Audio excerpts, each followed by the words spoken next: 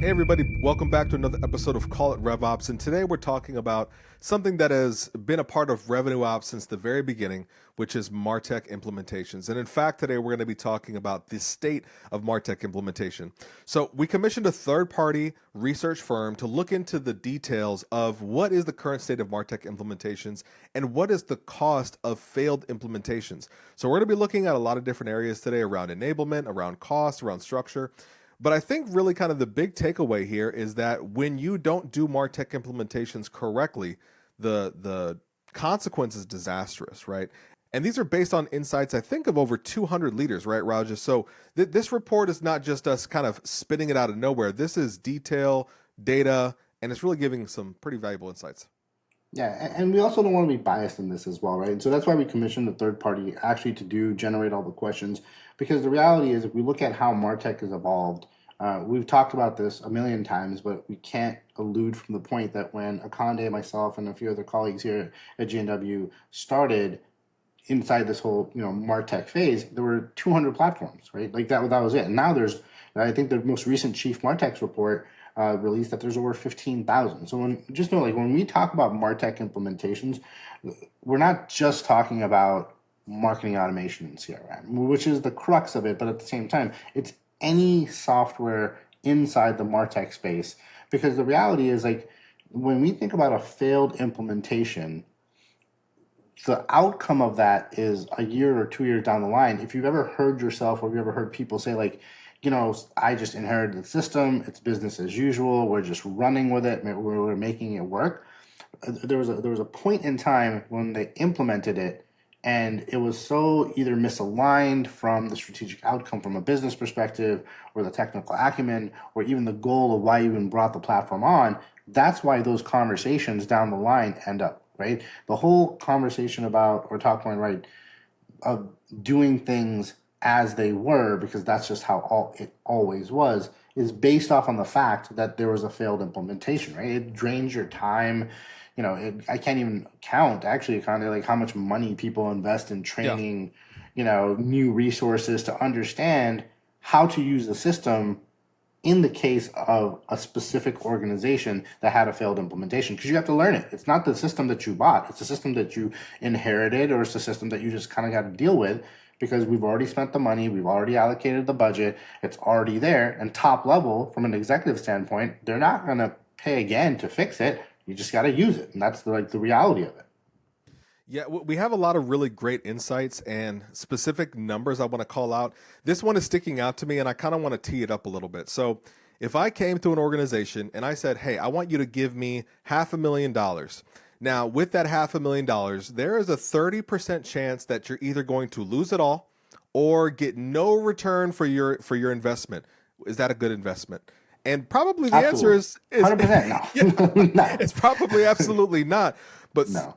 based on our research, 31% of our studies participants, when they did their MarTech implementation, either had a failed outright result or a neutral result. So they didn't even see the ROI from that Or the investment. success. Like, let's Yeah. just even talk. Let's forget about return on investment of the platform. That happens later on, right? That happens once everything is implemented. Just immediately out the gate, like 68% that said it was failing their project. They experienced campaign delays, go to market decreases, and 31% just didn't say, or 31% just said we don't know.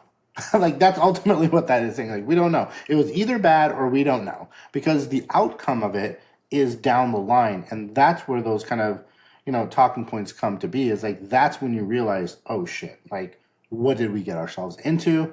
But at that point, it's kind of too late. So Now, in our actual report, there were 8 key findings, and you kind of touched on it a little bit.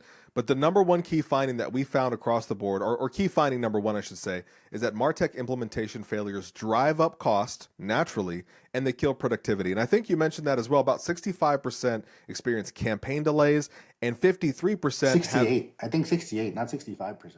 Oh, yep, you're right. 68% experience campaign delays, and 53% have increased operational costs from a decline in productivity.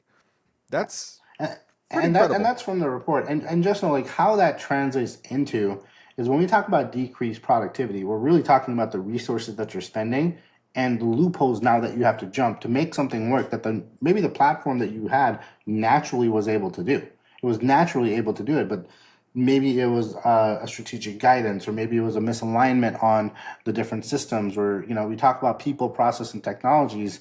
Now you have to work around what maybe sometimes, and we've seen it before, is that naturally the product could do it. We built something more complex than it needed to, and now we have to just run with it, right? We just have to make it work, because the first question after implementation from the executives is always, what's our return? When do we see our return? Right? That is what they're going to ask, and you have to prove it at that point. You can't say, oh, it didn't work and now we're going to have to re-implement certain things. Like, it's not a movie. There's no reshoots. Like, we just you go out of the gate and you got to deliver it at that point.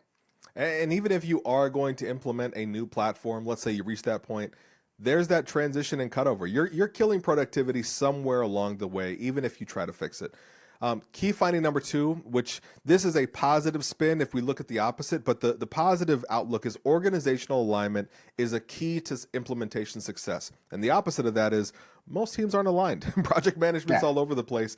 And about 57% cited change management as being a huge issue in that process, with cross-functional misalignment accounting for 49% of respondents. So key finding number two and number three, they're very similar, right? So key finding number two is that organizational alignment is the key to success. And key finding number three was that C-suite and VP engagement is a key factor of success as well. So having the org understand what's happening, and also the change management piece. Yeah, and here's the reason why, right? Is because when we talk about successful projects or successful implementations, we talk about alignment at the C level, and we talk about alignment across departments for a reason, because multiple departments are going to be looking at that. There's eyes on that project. The C-suite goal versus the tech implementation, the implementer's goal, if they're misaligned, that's the issue that we're going to run into, right? Because if we talk about return on investment, what we're really saying from a executive standpoint is, I've spent X amount of dollars. Now, how do we make money out of this thing? Like, what is it going to generate? And if we're implementing it to solve a tech issue, then alignment just derails almost immediately, because we might be able to say, hey, this is going to fix this process, but we're not saying to the executive level, what was your goal? Like, what was the intent behind fixing this process? And the executive will be more than likely are probably going to say it's either to streamline sales or to maximize marketing outreach in order to drive sales. Sales at the end of it, if you're a for-profit organization, is the ultimate goal, no matter what. Yeah, and I think that kind of plays into key findings 4 and 5 as well, because really when you think about getting alignment at the C-suite level or with leadership, there also has to be some kind of alignment around the expertise and the post-implementation support. So key finding number 4 found that expertise and training define a successful implementation when also choosing a partner as well. Finding people that make sense to partner based on their area of expertise, and then post-implementation support.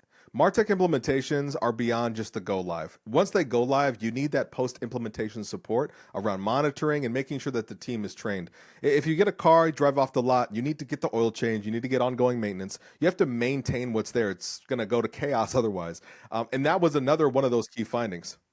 And one of the main things that actually the report highlighted very specifically, and if you're in the RevOps leadership space, one of the things that we don't invest in is the ongoing maintenance of these platforms, and more importantly, the ongoing training of the users behind the keyboard and people who are going to operate it. No tech platform is ever going to be flawless. They're going to have bugs, they're going to have updates, they're going to have hot fixes.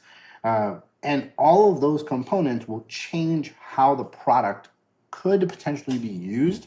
There could be a visual interface that's going to slow down, maybe from a process perspective, functionality, or functionality changes. All of these things are changes. But one of the things that the report finds is that the idea of post-implementation support is really also supporting the internal teams with the knowledge and the skill set, knowing full well that the platform is going to change.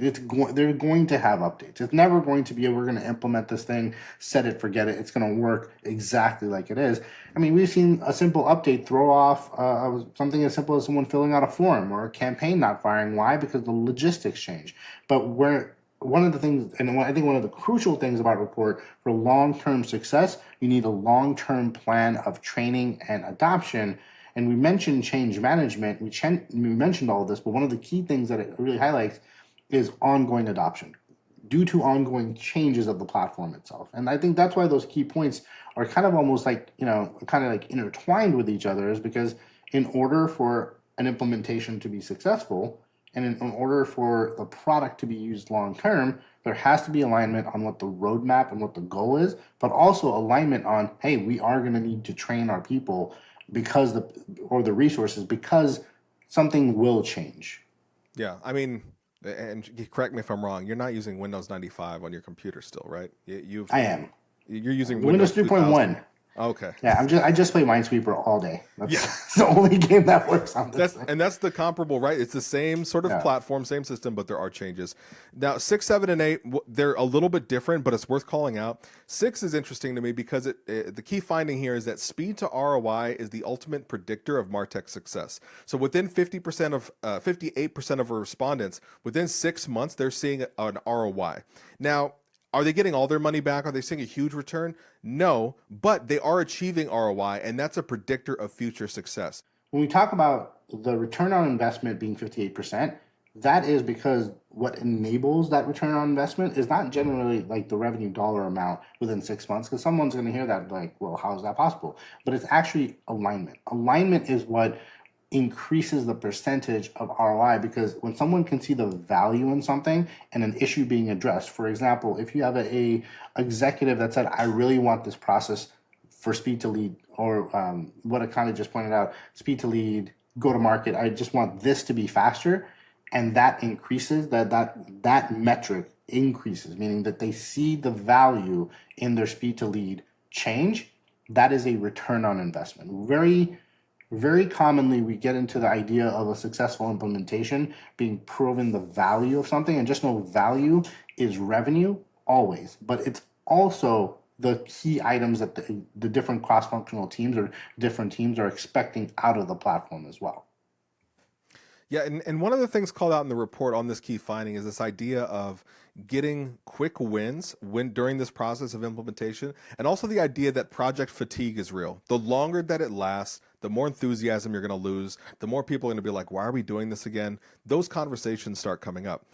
So for key finding 7 and 8, I think they're intertwined. Key finding 7 is when you focus on certain investments around training, enablement, change management, and you take the time and make that investment, whether it's dollars or hours, you get a better result. And then also number 8, which is kind of the thread tying it together, having an external consulting partner helps that process run smoother and increases success rates. And this isn't to say that every implementation needs a consultant, needs another partner, but the reality is when you partner with good people that have done this and been to the rodeo before, so to speak, they're going to get you the best return. And that's not for every single implementation, mind you. That's 57% of successful implementations leverage external consultants, compared to 44% of failed projects that attempted to execute without expertise. So again, we're kind of just painting the picture from this report, but I think ultimately, big takeaway here is if you're going to make an implementation, make it successful. Here's what to avoid.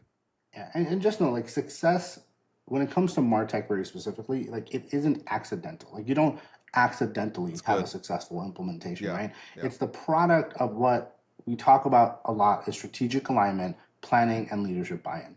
And one of the things I want to clarify is, like, when the report very specifically, once again, it's a third-party report, talks about partnering with someone, we're not talking about from an agency standpoint, which many people actually go the route. It's partnering with the appropriate people, internal and externally as well, right? People need to understand like, someone might not understand the technology, but they understand the business process, and that's an internal person that understands the business, but maybe they're not understanding how tech fits into it. Aligning with them is just as important, and partnering with them is just as important as having external partners. So when we talk about alignment, we're talking about internal and external partnership. That's how, when we talk about successful implementation and that specific metric of a successful implementation, that's when you see it. That's when you see success in a tech platform be used, adopted, and has long-term benefits for a company. It's not a siloed task. It's a broader conversation internally as well as externally as well. Now, when it comes to the C-suite's involvement in this whole process, all they need to do is approve the budget, right? They just stamp it, and then that's all they need to do. They step away at that point. Is that fair to say? No. Um, they do Really? technically. Well, here's why. Here's why. No, they do Yeah. technically step away. I know. I was just messing with the Kanye. Kanye is right in that context, but I think what he's hinting at is that even though they step away, in order for implementation to be deemed success and for them to stamp the approval and write another check for for ongoing, we have to understand what their expected outcome is. Even if it's at a very high skill level, we have to be able to translate it into that language. A C-suite person is not going to know how cool something from a process automation flow works. It's going to say they're going to look at numbers and metrics, right? And that is what I think is the kind of my key takeaway as a in the RevOps space as a RevOps leaders. It's your job to connect that so they keep stamping the checks over and over again. Yeah, absolutely. I think there's a lot of responsibility placed on the C-suite when it comes to budgets and making decisions. We should share that responsibility on the tech side as well when implementing that. We build a business case for what we need to do, why we need to do it, and how it's going to align with company goals and corporate initiatives. So, and one of the key points is when we talk about the clear path to ROI and we talk about partnerships internally and externally, 81% of the C-level executives that were interviewed said that they saw better outcomes and a better result when when the internal and external partners were aligned. So just know that partnership metrics, like 81% is a huge, huge increase from all the other metrics, but that's all based off on internal and external partners coming to the table with a strategic goal in mind on how to make things successful. So once again, it's not, vendor selection is just as important as the product that you're implementing, and internal and external partners are even more important based off on what the outcome is that you're trying to drive. And what it kind of sounds like to me, which is a great kind of segue into this next sort of topic or discussion point, is tech is not going to fix a great implementation won't fix a failed strategy. The discussion kind of being, how do we go away from, okay, what platform are we going to choose? What vendor are we going to choose based on price, features, functionality? And instead, what problem are we going to solve? And internally, externally, who's going to own the outcome? Right, because that's where the dynamic shifts a little bit from just saying, all right, we're buying XYZ CRM, we're going to set it up, and this is what we're going to do. Instead, it's okay, well, why are we getting this platform? What are we expecting it to solve? If it doesn't solve it, who owns the process of resolving that, right?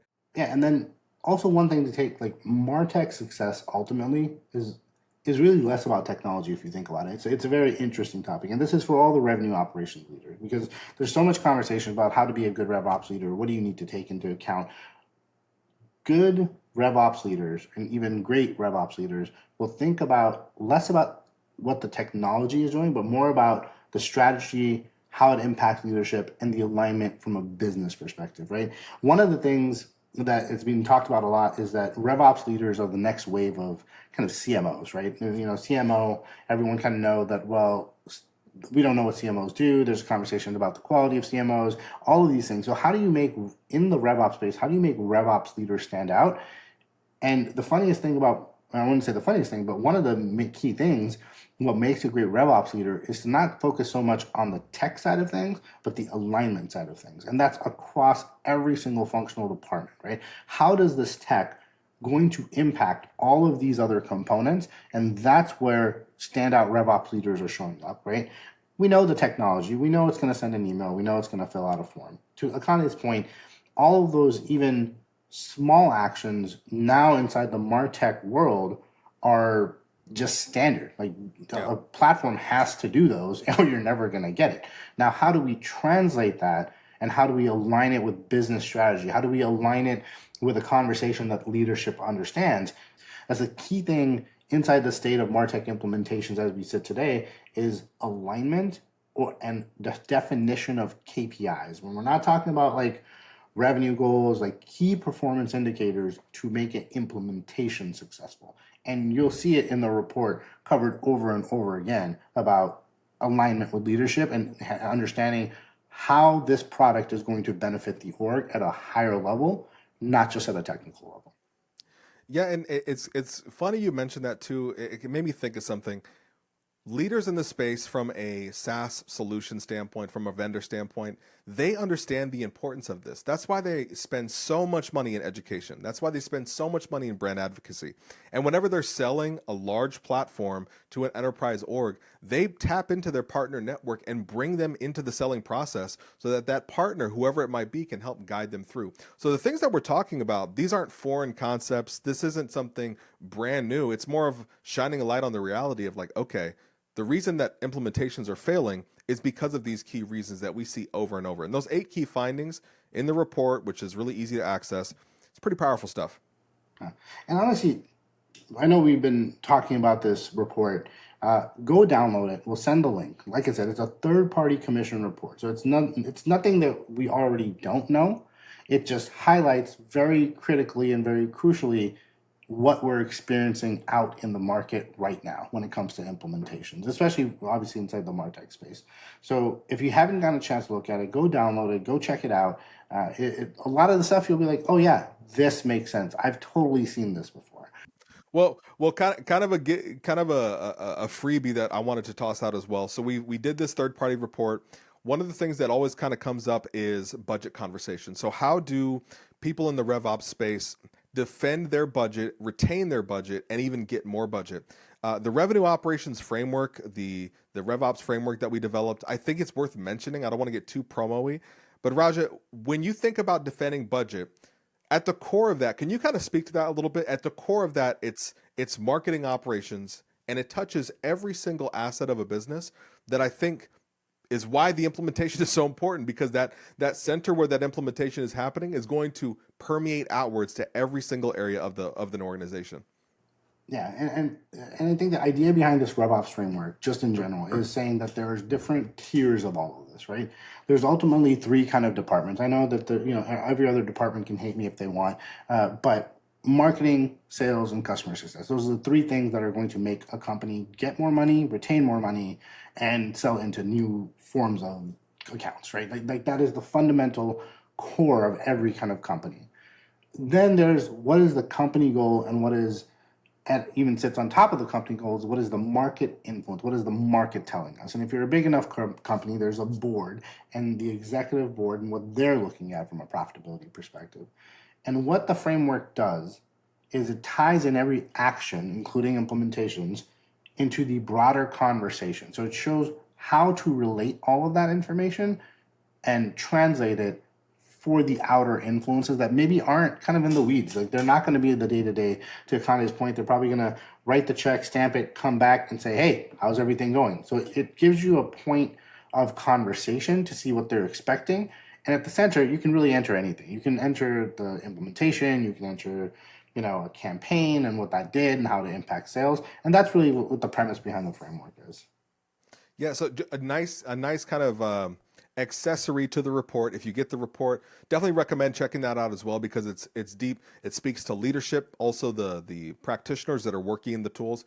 But thanks again, everybody, for joining us on this episode of Call It RevOps. Be sure to check out the other ones, and we'll see you next time.